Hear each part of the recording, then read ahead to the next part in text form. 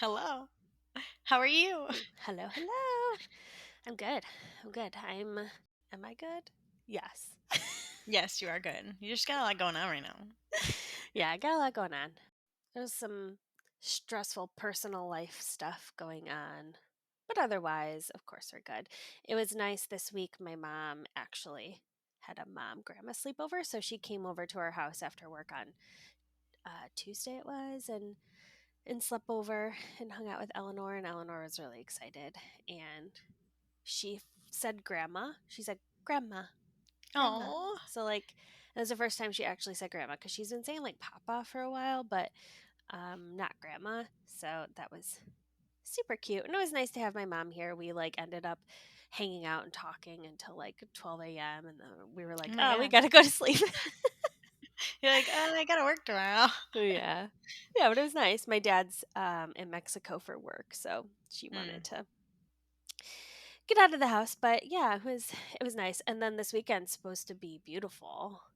So we bought that yeah. water table, so I'm like excited to, She's gonna love that. yeah.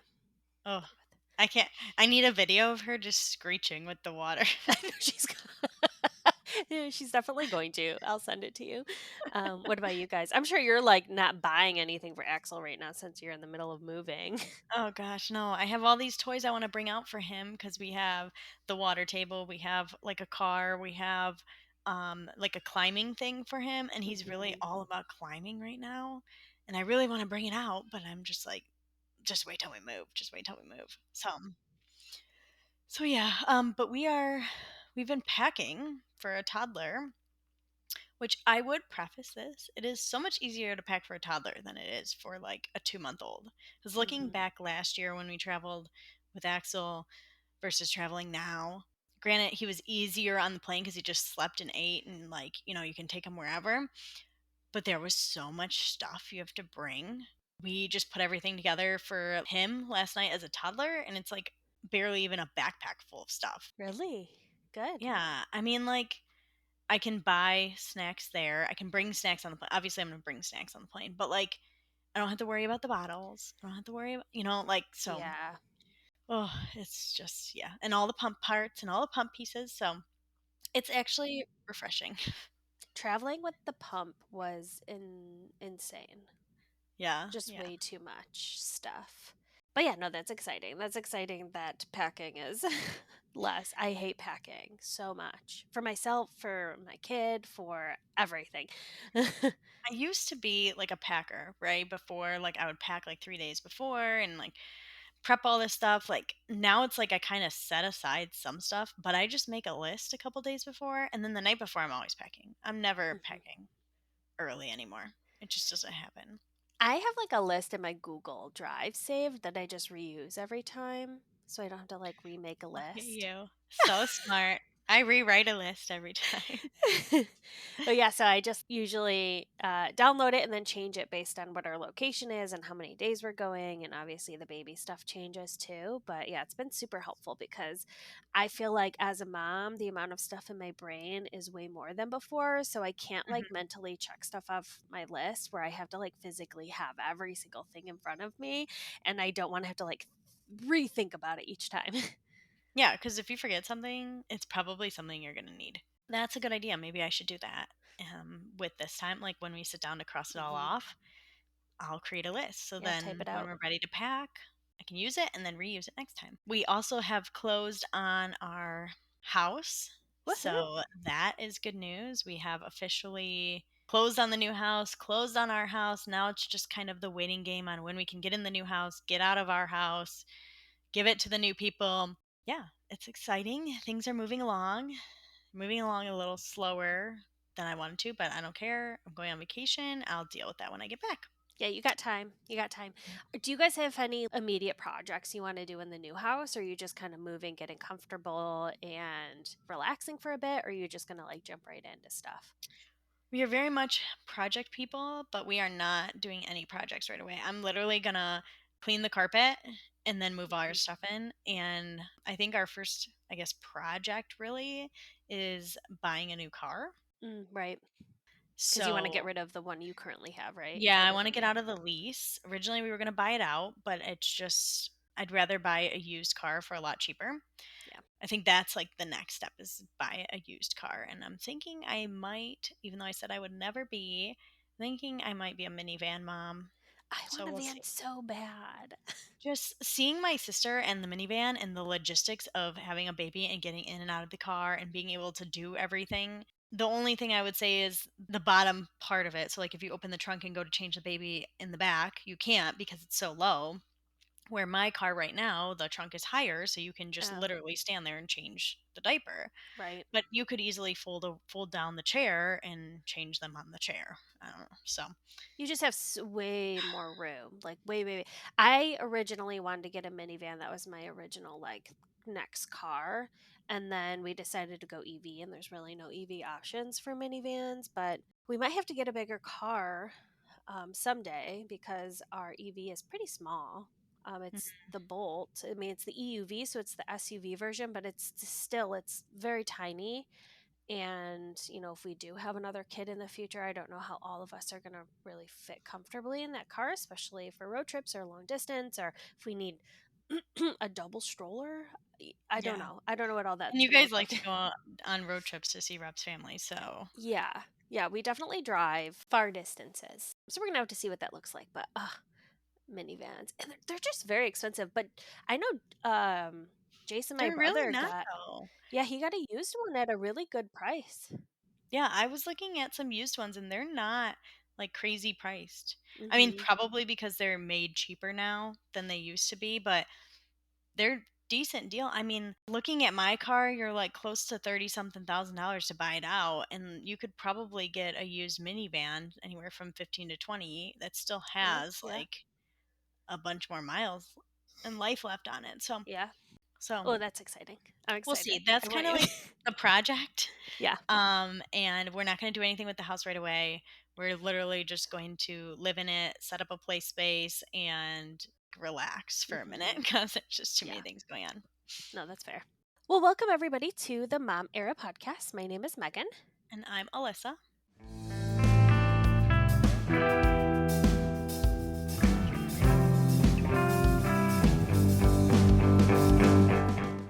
This week we have a fun topic. What's our topic, Alyssa? New mom, new you. So we kind of dig into how women often experience a shift in identity as they transition into motherhood. I mean, I felt like I was a new person. I'm sure you had aspects that you felt like a new person. I feel like each woman's experience is unique and support from healthcare professionals, family, and peers can be crucial when we're navigating these changes.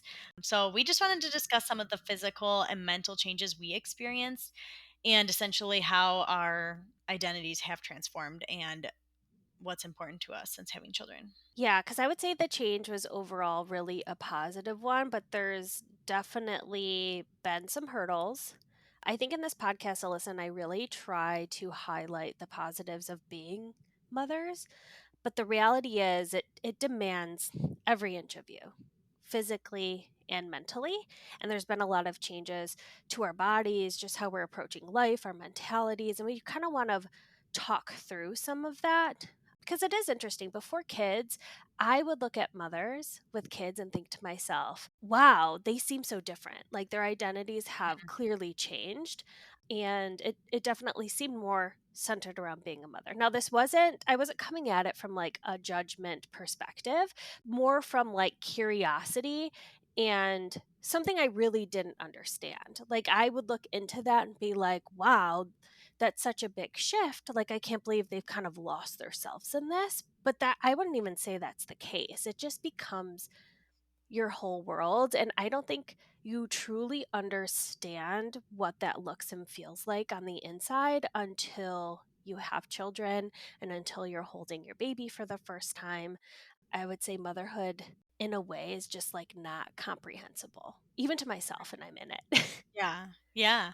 No, and I feel like I did not understand that before having kids. Like I saw the changes similar to what you explained, but I didn't get it.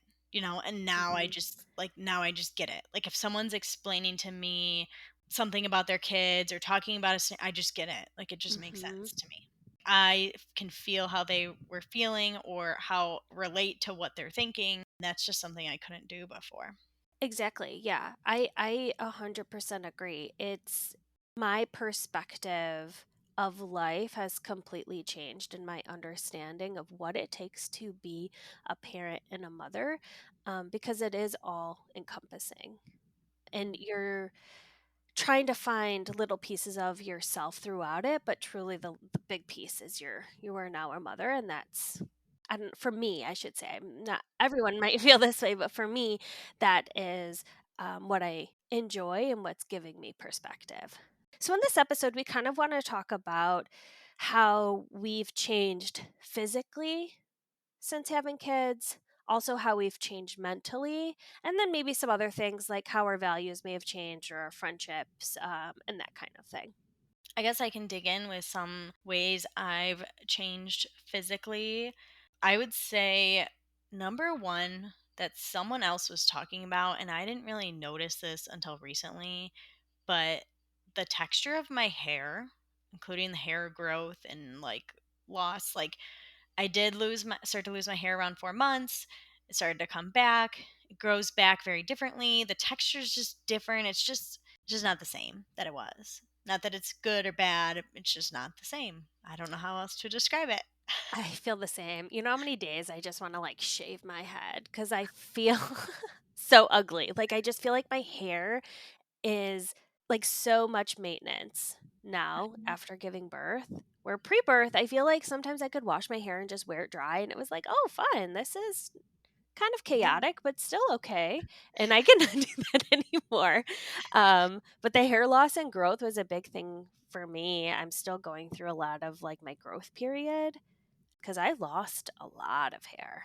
Yeah, I mostly lost like kind of like a lot of baby hairs and it's coming back. After I gave birth, I wanted to like get my blonde hair back because I had grown out my hair.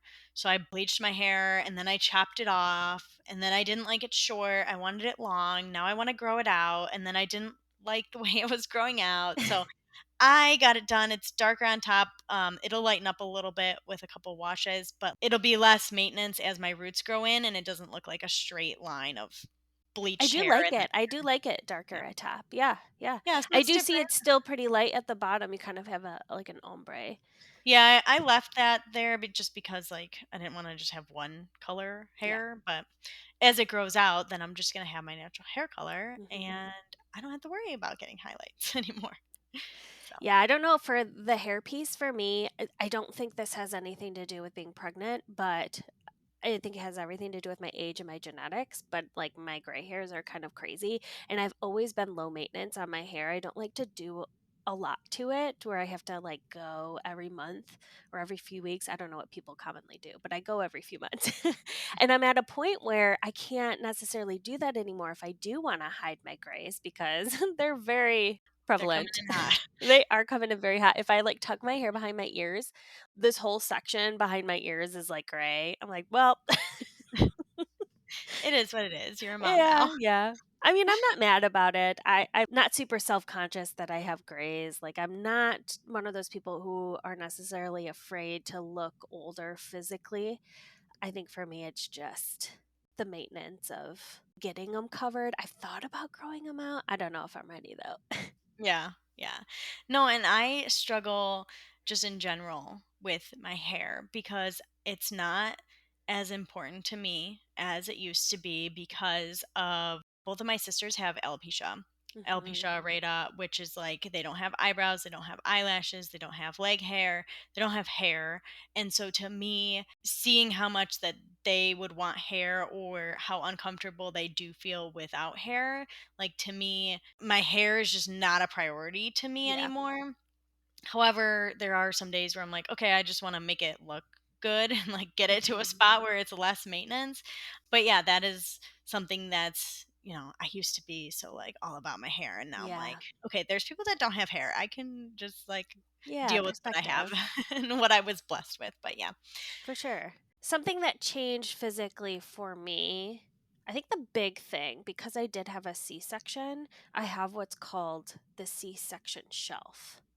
Mm, So they have the scar, and then I have some belly fat in it. Because that scar's there, it kind of like hangs over, if that makes sense. over, yeah, because it's like tighter Mhm. skin there and then more like extra skin. Oh, yeah.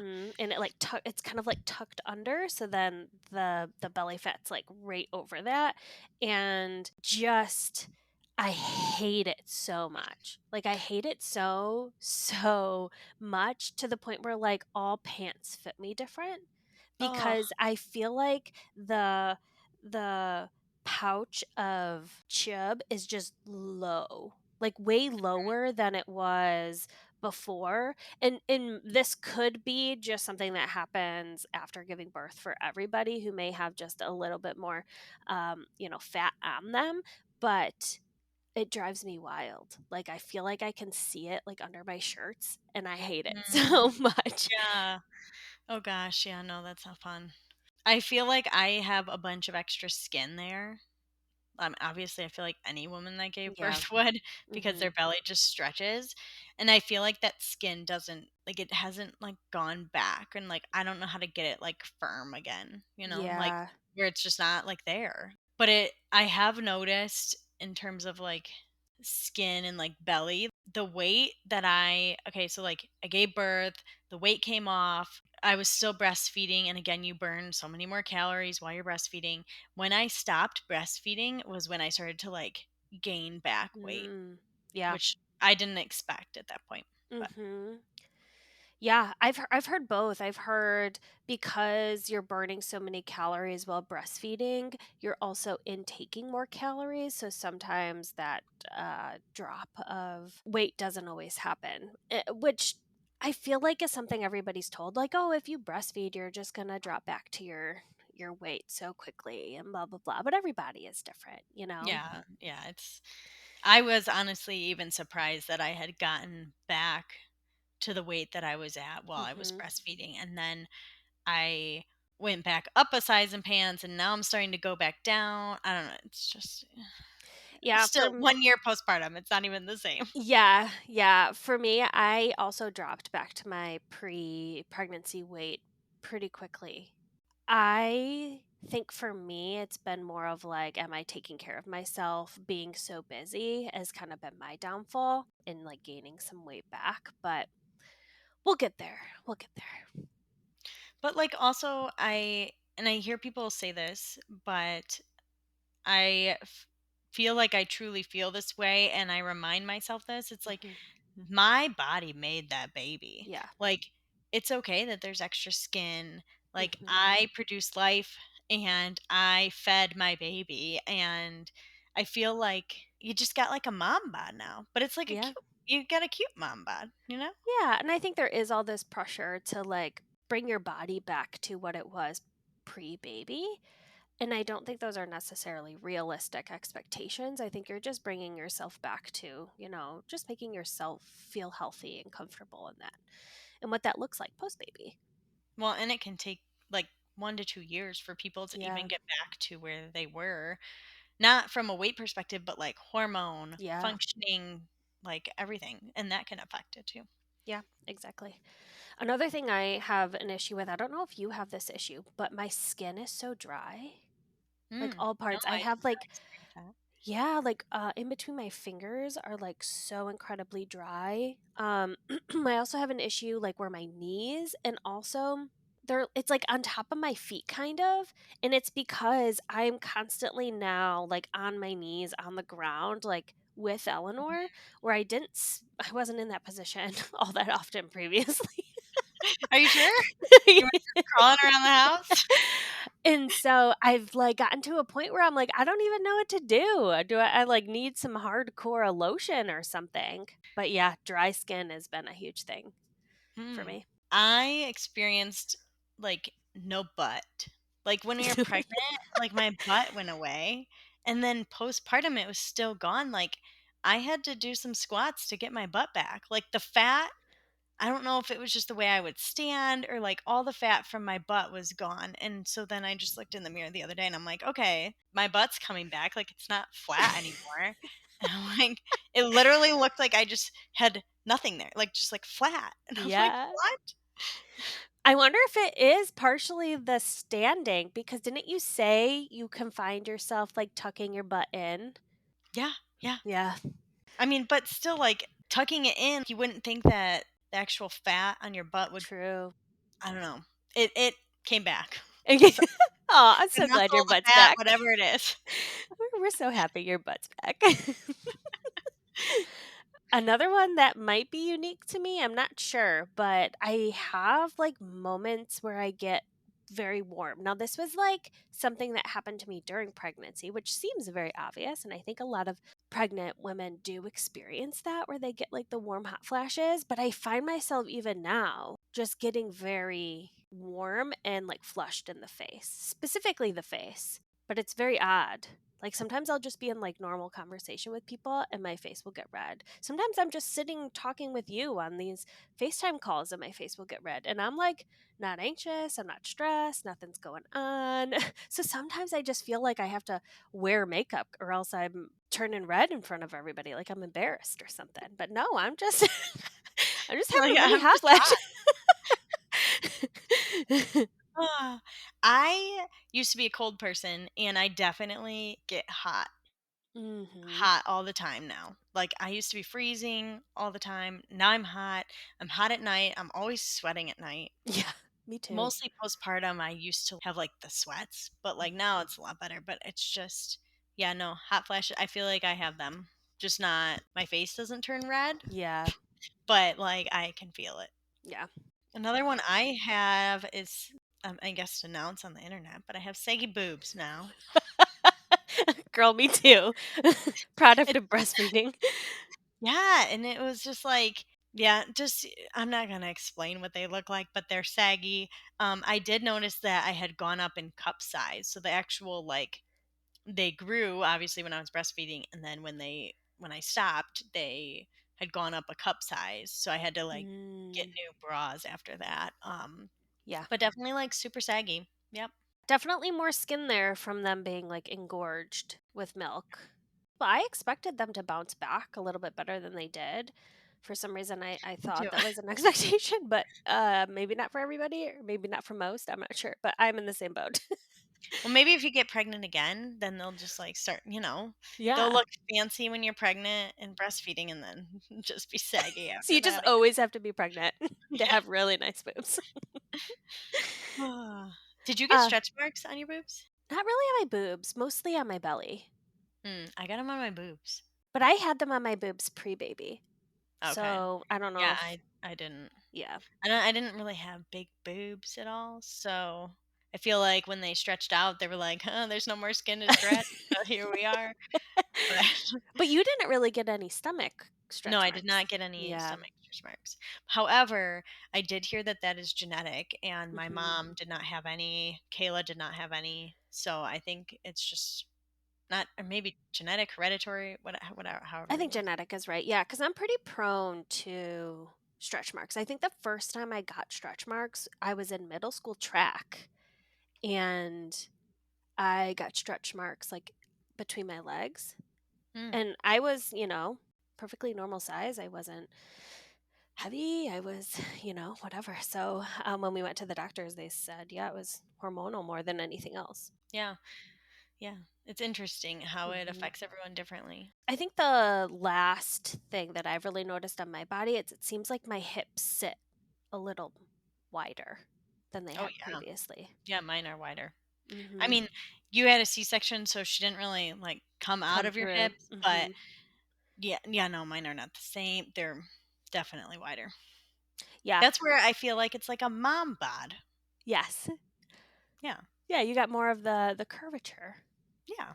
Even though we have changed physically, I think there are so many changes that people even get anxious, worried about, feel like they're not the same person. And because you do change so much physically, but it's almost your body changes to adapt and like feed your baby, be there as a mom for your baby. And so there's always things you can do, like eat healthy and work Mhm. out, but ultimately these things, I mean, some of them sound bad, some of them aren't our favorite, but it's not like I lost an arm. I don't know. Yeah. I'm just like, there's still like positives out of it, and I try to look at the positives of it because of, a stretch mark or a saggy boob, was able to physically give birth to my baby and feed it, or Yeah. him. Yeah, in I would say for me, my perspective of my body is definitely different. And I think the hardest part was just adapting and to those differences. Hmm. I don't hate my body. I am perfectly comfortable in my own skin and who I am and the way I look. I think it was just coming to terms with the bodily changes that happened, which can be Hmm. harder for some and easier for others. But I agree with you. I mean, my body was a vessel for this human being to come into the world that I love like so, so immensely, that I wouldn't change it. I would take Oh all yeah, these body any day. changes to Mhm. have her every single time. Yeah, and I had to catch myself the other day because I was trying on bathing suits for our vacation, and I was like, "Ugh, I just like I don't like the way I look. I don't like the way I look in these." And I came out and I told Austin, I'm like, "Oh, I look horrible," blah blah. He's like, "You're beautiful. You're fine. Like you look fine." So then, like, I tried on a different one that wasn't like, whatever, and I just like saw myself differently when I was able to reshape my mind. So that's definitely a key, because your mind can take you down a rabbit hole you don't want to go down. For sure. Yeah, for sure. Talking about our minds, there's Hmm. been a lot of mental changes Oh yeah. postpartum. So many. I would say mentally, obviously, there's been a lot of hard parts about becoming a mother and just kind of adapting your life into what you need. Like I said earlier, you're on and it's demanding 100% of the time, and that can be really hard mentally. But for me, I feel like there's been a lot of good mentally to kind of come out of having a child. But maybe before we dig into some of those, we could talk about our postpartum mentalities, because I think both of us had different but kind of similar experiences where I more had the postpartum blues and you had the postpartum shock. Yeah. I think we could do a full episode on this eventually, but maybe we could just like dig into it shortly.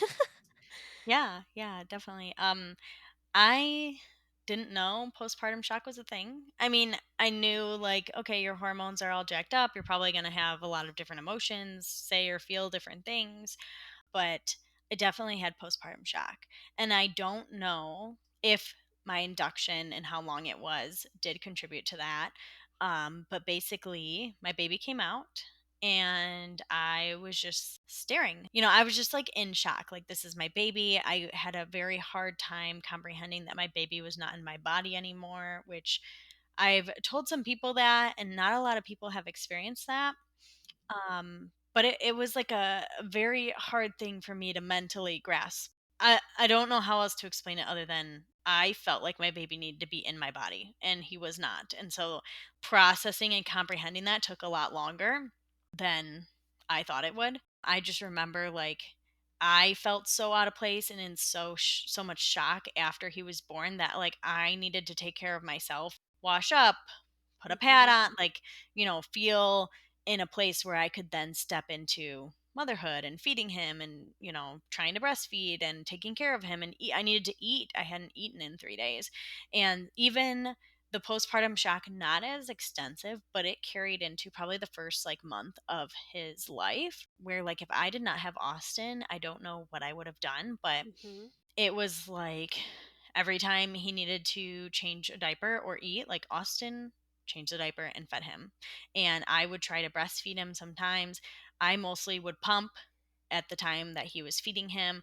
And so that I feel like created a lot more separation during that shock time, because I wasn't having a lot of skin to skin and like, one-on-one time with my baby, where after that 1 month I really craved that, because I wanted to have that like one-on-one that Austin was Yeah. having with him. And Yeah, that so shock like wore off. Yeah. yeah, yeah, the shock was wearing off, and I was like, "Okay, wait, give me my baby," you know? Yeah, you're like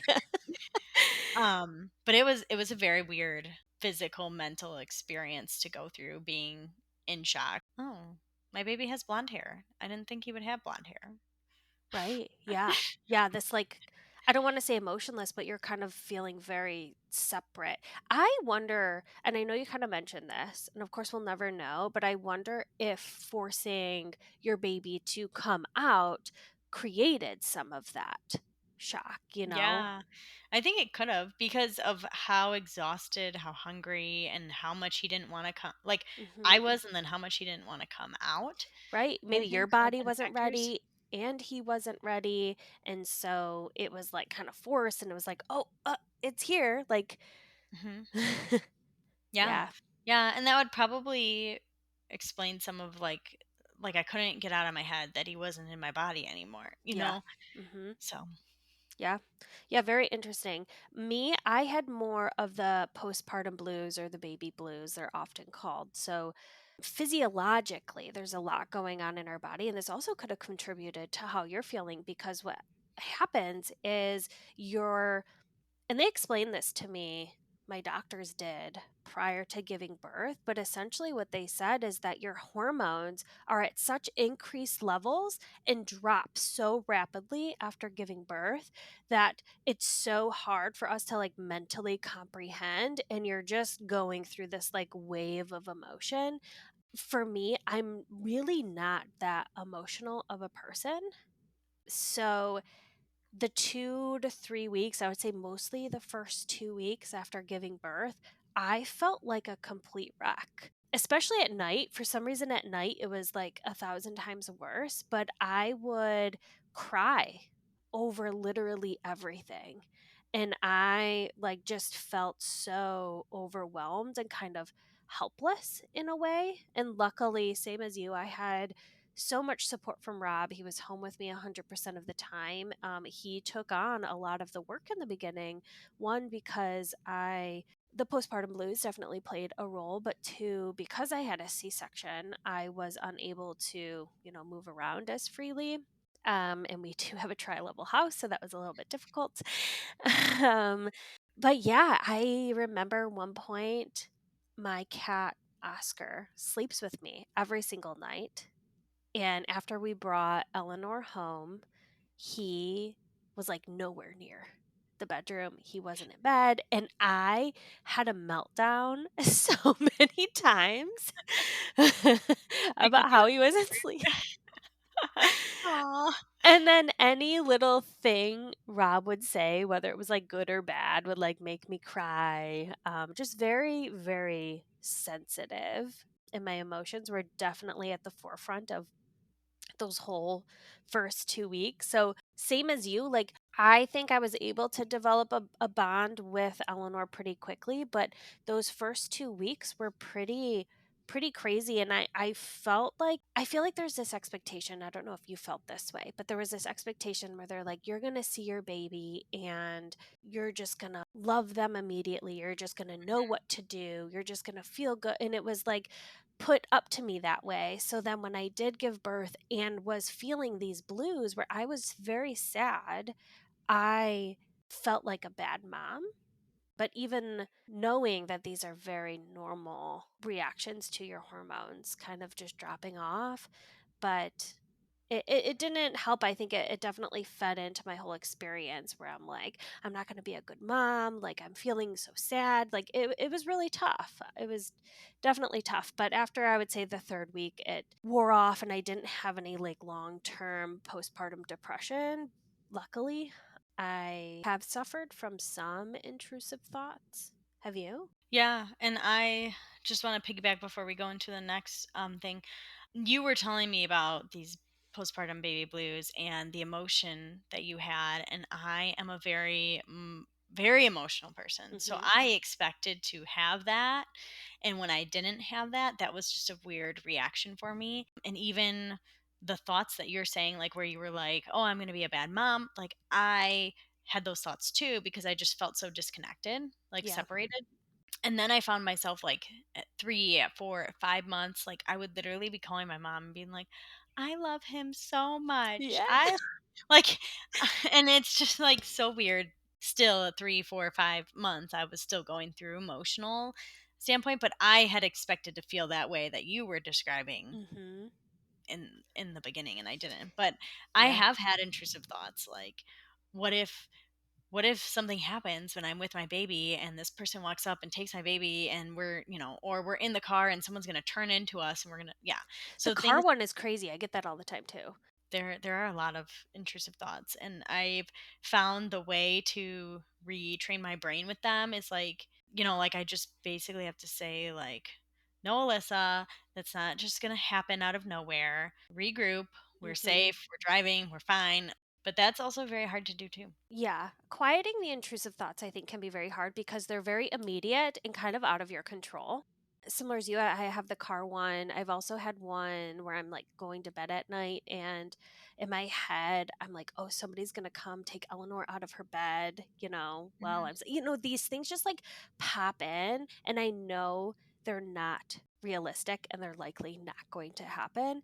What I've tried to do is when I start to have one, I'm same as you. I'm like, Megan, this isn't going to happen. This isn't real. This is an intrusive thought. Stop. And I like shut that shit down Mhm. because it gives me a lot of anxiety, like thinking about it. And I've also noticed that I can get triggered with more intrusive thoughts when I'm faced with circumstances where something does happen to a baby. Like I said, sometimes scrolling on TikTok and I see something come through, or in the news, or whatever. When I am faced with a lot more of those type of scenarios, I tend to have more intrusive thoughts. But yeah, they're scary and they can be very difficult to deal with. um, Yeah. No, one common one that I have, and just walking into Axel's room, it's like the way that the hatch like goes off of the like shade, and it always looks like there's this black thing in the corner behind the chair. And so every single time I walk in and I'm like, okay, I have to tell myself there's nothing there. No one's there. mm, Nothing's yeah, there. And even if he's like up standing in his crib and like looking around and like, crying and making noises, and I'm like, no one's in there. No one, but that is yeah, like, it just happens too often where I'm like, what in the world? yeah, yeah. I haven't had any in a while, thank God. But hopefully, they don't. But it can be scary. I know some women have intrusive thoughts that are them doing harm. I think if that is the case, I think the advice is to talk to your Yes. physician. I also think talk to your physician if you're having a lot of intrusive thoughts and they seem kind of overwhelming and overpowering. But I think having a few here and there are very normal. Yeah. Yeah, no, I agree. I think another thing is your purpose and your drive and a shift, right? So like you have this career that you built up, you work in, you have your job, you have your husband or your spouse or your partner, and it's just like you two and your job, right? And then you transition to a mother and you now have your baby and your spouse or your partner, and work is kind of put on the back burner. Yeah. And some people tend to not feel that way. Some people like still have career priorities too. So either way is fine, but it's definitely a shift. Mentally for me it was a shift where like, okay, like this doesn't matter anymore. My duty as a mother matters. And again, I still have a job, I still work, I still do what I need to get done, but there are so many other things like, if my baby's sick or if something's going on with my baby, like that is priority over having a meeting about something to me. Yeah. Yeah. I think to add to that, for my life prior to Eleanor, like I really was trying to get ahead in my career. I was really driven to kind of get to the next step, to learn more. And not that I don't have that anymore, but it's definitely on the back burner.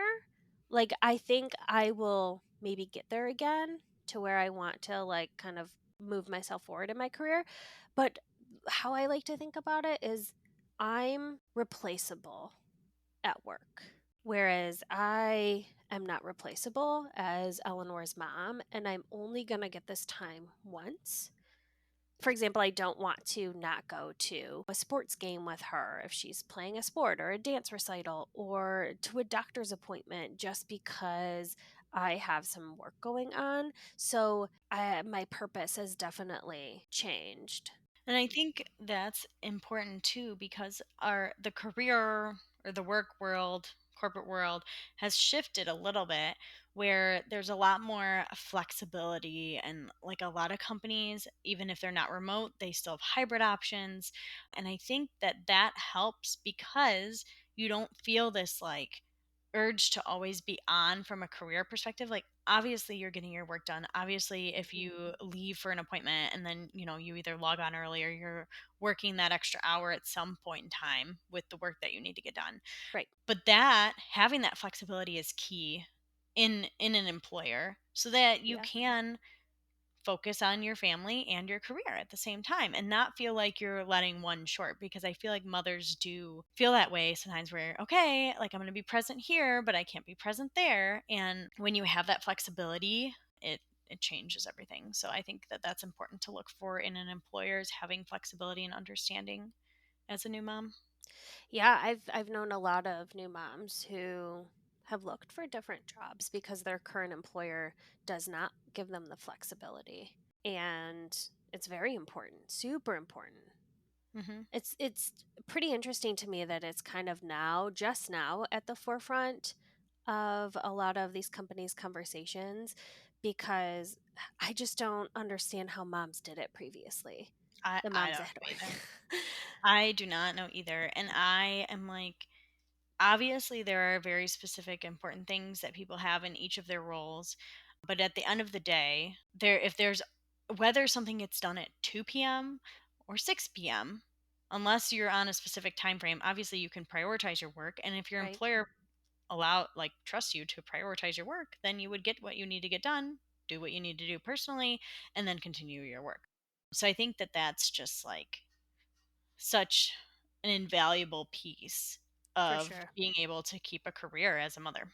Yeah. And I feel like if I was ever in a situation where I couldn't do that, I would probably just end up working at like a restaurant or like fast food or something, or doing something that I could do flexible where I could still make money and have time like that, right? Yeah. Like go do my 5 hour shift at Starbucks and then come, I don't know. Right. Yeah.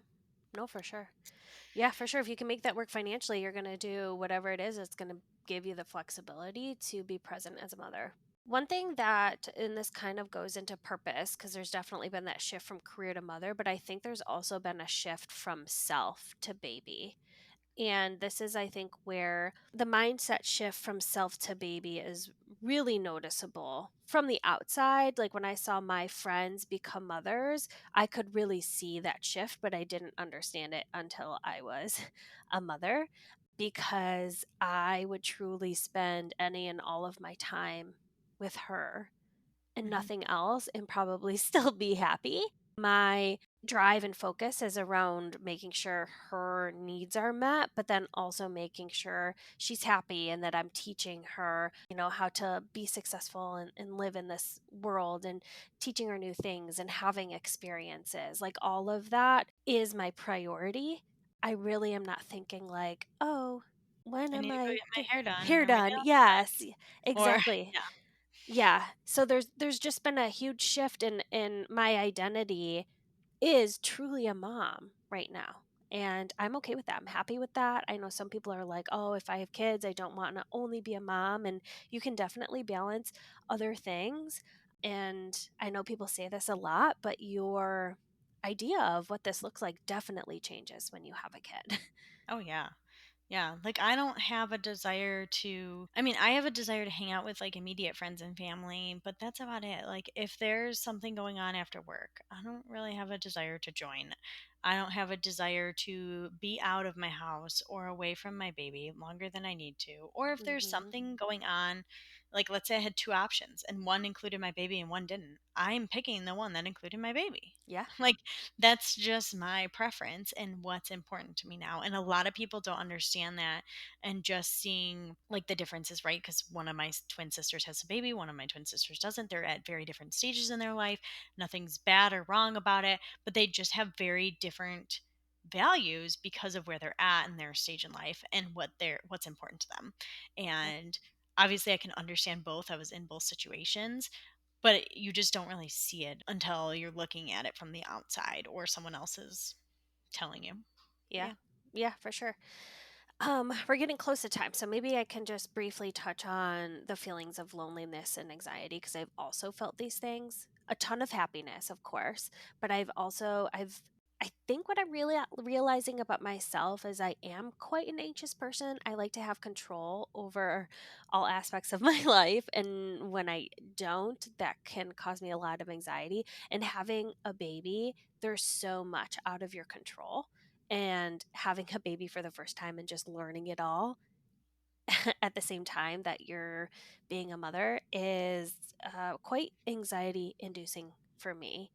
And I'll briefly touch on loneliness. I think sometimes being a mother can be very lonely, and it's hard to pinpoint why because you're constantly surrounded by so much love, but it is a lonely experience. I think if I'm just going to attribute it to anything, it's because the way, and this is my opinion, the way culturally our society is kind of set up to be very individualistic. So it's, me and Rob raising Eleanor alone in our home for a majority of the time, and we see family and friends when we can, but truly we're kind of the catalyst for everything. Whereas, like back in the day, there really used to be communities raising babies together and having that support and being able to thrive off one another in a way that doesn't exist nowadays.